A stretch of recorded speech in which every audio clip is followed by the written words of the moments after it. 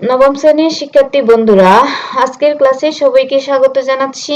কেমন আছো তোমরা সবাই? আশা করি ভালো আছো। শিক্ষার্থীরা, আমি আজকে তোমাদের সাথে আলোচনা করব শিক্ষণ অভিজ্ঞতা 5-এর চলো নেটওয়ার্ক বানাই সেশন 1, এক ডিভাইস থেকে অন্য ডিভাইসে ফাইল স্থানান্তর করা। ঠিক আছে?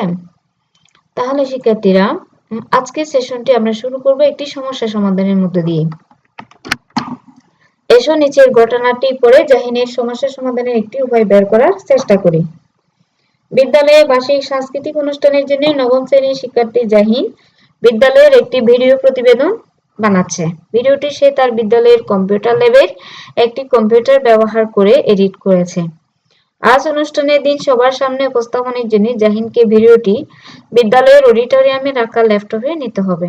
কিন্তু ভিডিও ফাইলটির সাইজ এত বড় হয়ে গিয়েছে যে কোনো পেনড্রাইভ ব্যবহার করে সেটি স্থানান্তর করা সম্ভব হচ্ছে না। জাহিনের কাছে অন্য কোনো হার্ড ড্রাইভ নেই যে সেটি ব্যবহার করে ভিডিওটি সে স্থানান্তর করবে।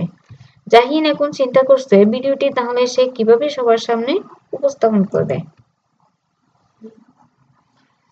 তাহলে শিক্ষার্থীরা, এখন আমরা দেখব এক কম্পিউটার থেকে অন্য কম্পিউটারে ভিডিও স্থানান্তরের উপায়। ছবিতে আমরা কি দেখতে পাচ্ছি? ব্লুটুথ। ব্লুটুথ হলো একটি সংক্ষিপ্ত পরিসরের যোগাযোগ প্রযুক্তি যা দুটি ডিভাইসকে সংযুক্ত করতে ব্যবহৃত হয়। এটি ফাইল ট্রান্সফারের জন্য সাধারণ উপায়, কারণ এটি দ্রুত সহজ। এরপর হচ্ছে আমরা অ্যাপস, বিভিন্ন ধরনের মোবাইল অ্যাপস এর মাধ্যমে আমরা এক কম্পিউটার থেকে অন্য কম্পিউটারে ভিডিও স্থানান্তর বা ফাইল স্থানান্তর করতে পারি। বিভিন্ন অ্যাপস রয়েছে যা ওয়্যারলেস ভাবে ফাইল ট্রান্সফারের জন্য ব্যবহৃত হয়, যেমন এয়ারড্রপ, শেয়ারিট, ফাইল ট্রান্সফার ইত্যাদি। এরপর হচ্ছে ক্লাউড স্টোরেজ। ক্লাউড স্টোরেজ হলো একটি অনলাইন পরিষেবা যা আপনাকে ফাইলগুলো ইন্টারনেটে সংরক্ষণ করতে দেয়। এর মাধ্যমে ভিডিও যে কোনো স্থানে আপলোড এবং ডাউনলোড করা যায়। এরপর হচ্ছে স্ক্রিন প্রেজেন্টেশন।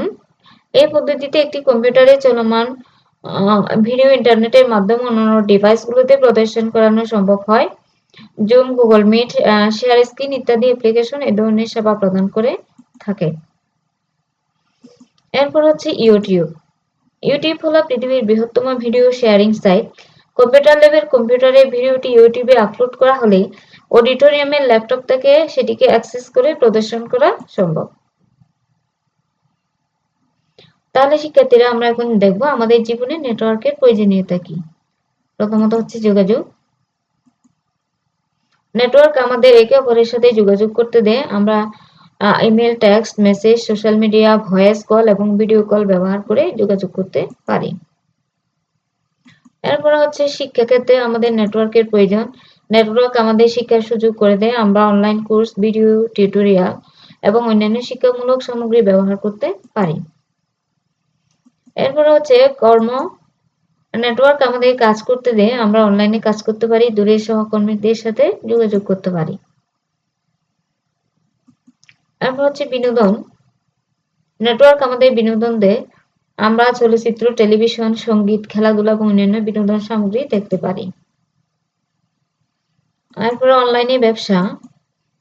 নেটওয়ার্ক ব্যবসার জন্য অপরিহার্য। ব্যবসাগুলো অনলাইনে তাদের পণ্য এবং পরিষেবাগুলো বিক্রি করতে, গ্রাহকদের কাছে যোগাযোগ করতে, ডেটা পরিচালনা করতে নেটওয়ার্ক ব্যবহৃত হয়। তাহলে আমরা যদি চিন্তা করি নেটওয়ার্কের প্রয়োজনীয়তা বলে শেষ করে যাব না। বর্তমান এই সময়ে এসে আমাদের বলতে গেলে আমরা প্রতিটি মুহূর্তেই নেটওয়ার্ক ছাড়া অচল। ঠিক আছে? তাহলে আজকের সেশন এখানেই সমাপ্ত করছি আমি। সবাই ভালো থাকবে। দেখা হবে।